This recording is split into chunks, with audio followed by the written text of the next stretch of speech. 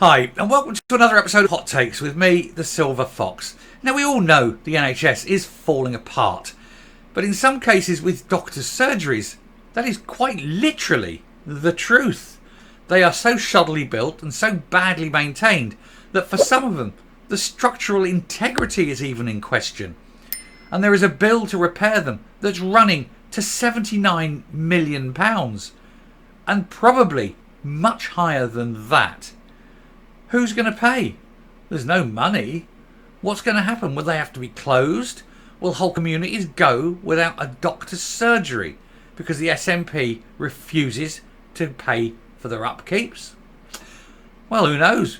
We'll take a look at this article and find out what's going on. But it is a very sad state of affairs when going to the doctors could prove very dangerous indeed.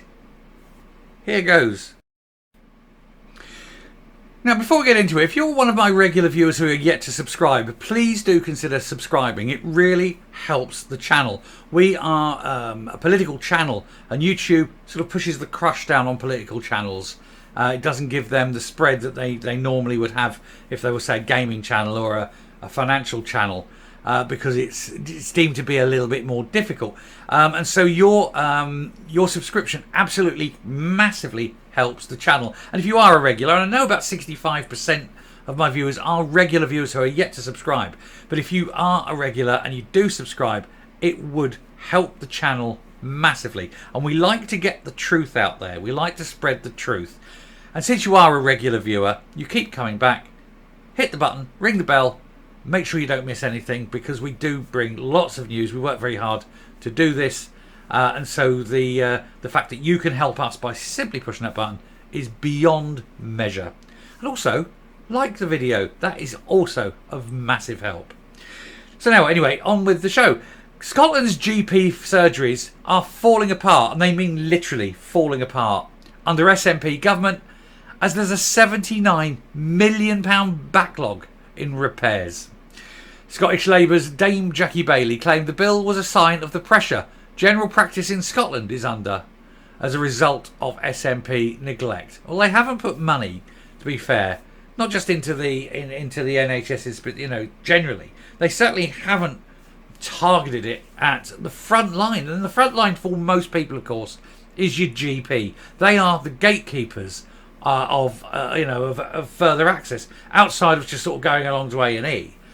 Your first line, there's something wrong, you go and see your GP, and your GP will sit there and examine you or your children, and it is the GP who then initiates further action. It could be there and then, just a bit of antibiotics or whatever, a bit of gloop, whatever ails you, or he or she is the key to getting you in to a hospital to see a consultant, a specialist, because he feels that it's not something he can deal with, it's something that needs sort of the next stage up. And it is they are the gatekeepers of sort of the top level care that you need. And if you're going to these people and their surgeries are dangerous in some cases, it's not good. And of course, you've got doctors and the various sort of ancillary staff working in the practices who are also in danger, be it from structural collapse, be it from electrical wiring issues, be it from mould and infection. There's so many different things that could go wrong. And so, of course, it's vitally important that a doctor's surgery is a clean and safe environment for staff, for medical professionals, and most of all, of course, for us, the patients.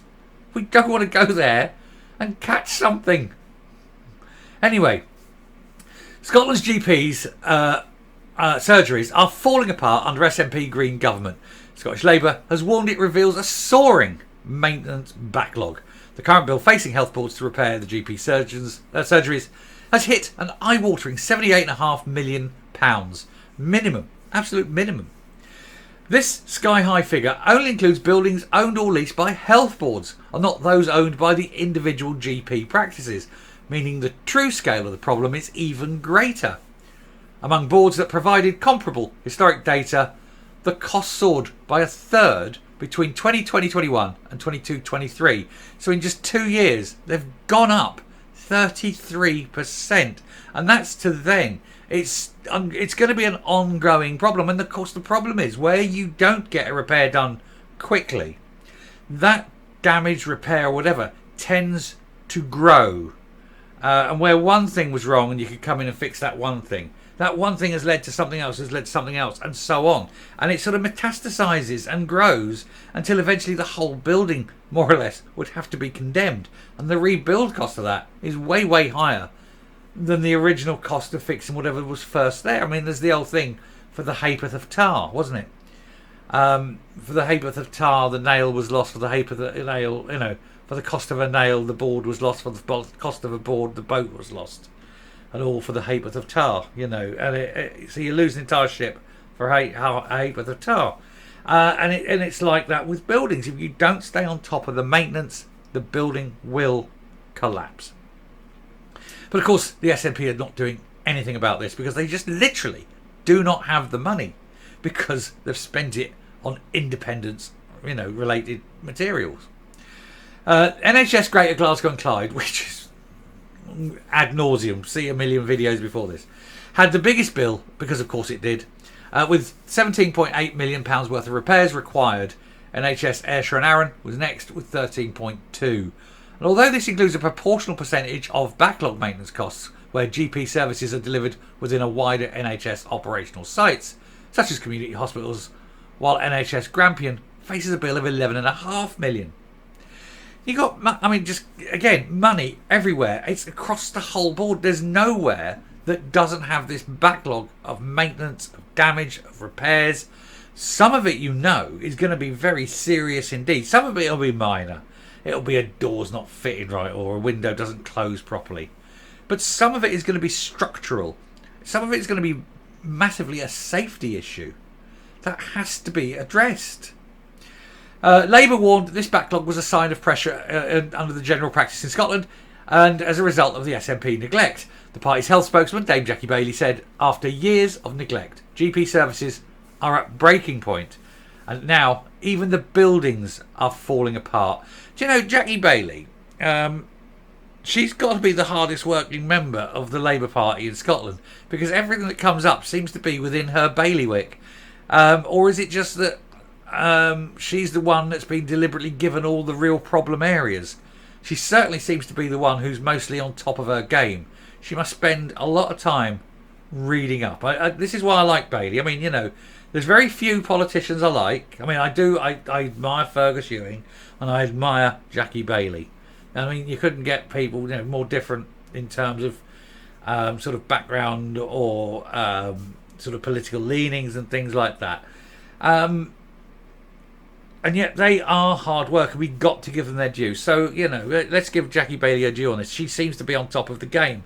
Now, when Labour do become the next government of Scotland, and I'm making a big if, because they haven't quite got there yet in terms of polling, but if they do this,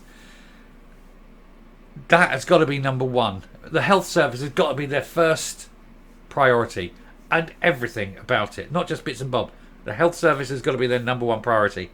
Health and social care is so important. I did the video last night about social care because Jackie Bailey's all over this, and I think that given her position within the party and the fact that she has dogmatically pursued it for so long, I think that is going to have to be their number one priority. And I genuinely hope that if they do form the next government, that it is. Anyway, according to figures obtained by Labour, the outstanding maintenance bill for 2021-22 was 28.3 million. So it's gone from 2 years ago. It went to 21. Yeah, 2 years ago it was 28 million. Today it's standing at 78 million. That's a threefold increase. Wow. Just wow. A threefold increase in 2 years. This is what I was saying earlier. If you don't address issues now, they become bigger and more expensive. And that's what we're seeing. A Scottish Government spokesman said funding for health and social care is at a record high under this government.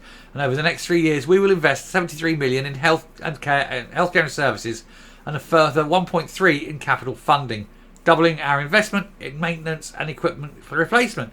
They're saying that, and they're taking £1/3 billion out of social care. So I'm sorry, SNP, Scottish Government. I think you are bullshitting us. I think you are quite obviously lying. I think that you are just plain out lying. There's no way you're doing what you're doing and talk about a 1.3 billion investment when you're taking $1/3 billion out of social care.